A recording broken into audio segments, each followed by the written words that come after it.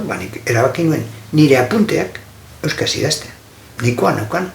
Konturatu ziren, klaro, fizikan, ariketetan, enunziatu batzuk ematen dira. Esaten zidaten ikasle bat, mesedez errepikatuko dozu enunziatua? Bai, ontsa.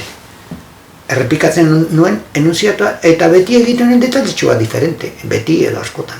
Eta mobituen zitezken, igual ni joango nintzen komunera. Eta bitarte hortan baten bat joan zan, nire paperak ikustera.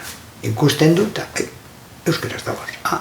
Azkenengo klase egunean, esan nien, bueno, ni ordurako bertsolaritza munduan sartuta nengoen, eta ikasleak esan, hau rollo bada, ez dakizer, enek problemak, eta dana, eta esan, bueno, azkenengo klasea, emongo izut bertsotan. Behatu ziren horrela. Eta zer egin nuenik, gai bakotxa, kapitulo bakotxari buruz bertsoa.